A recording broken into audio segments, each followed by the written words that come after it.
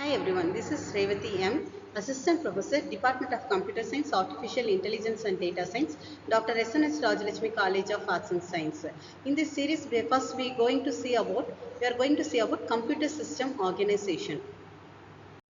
So the computer system organization of your computer system is the processing unit, memory unit and input output devices. So the processing unit control all the functions of the computer system. It is the brain of the computer. For example, CPU, so central processing unit. So the main memory unit is the consists of two units. One is an arithmetic unit and the other is a logic unit. Input devices are those devices through which end user and send message to computer. For example, keyboard, mouse, etc. These are all the input devices. So output devices are those devices through which an end user get output from computer. For example, monitor. So scanner. So each devices controller in a charge of a specific type of devices.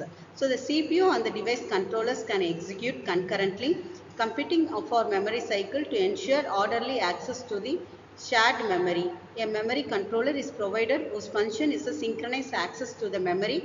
Hardware may trigger an interrupt at any time by sending a signal to the CPU. Usually by way of the system bus, software may trigger and interrupt by executing a special operation called a system call. It's also called as a monitor call. Next we see the interrupt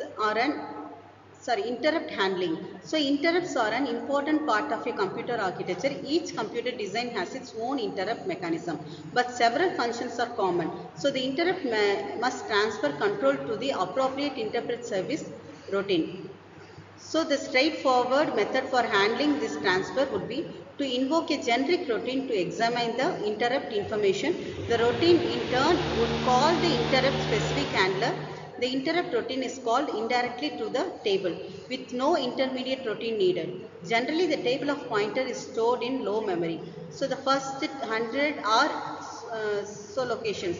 These locations hold the address of the interrupt services routine. For the various devices, this array or interrupt vector for addresses is an indexed by the unique device number given with the interrupt request to provide the address of the interrupt service routine for the interrupting device. So the interrupt architecture must also save the address of the interrupted instructions.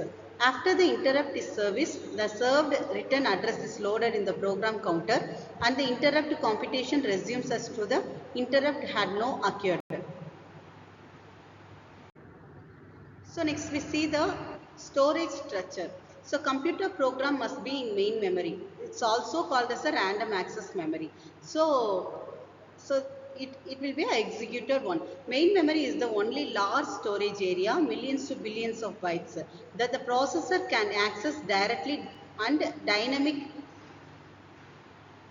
random access memory the processor can access directly. Next one is a dynamic random access memory. It is implemented in a semiconductor technology which forms an array of memory berths. Typical instruction executions cycle first fetches an instruction from the memory and stores the instruction in the instruction register.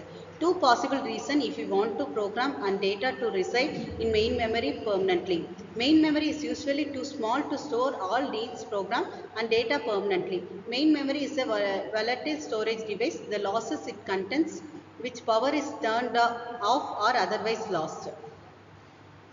Next one is the storage devices. Basically, we want the program and data to reside in the main memory permanently. This arrangement is usually not possible for the following two reasons. So, main memory is usually too small to store all needed program and data permanently.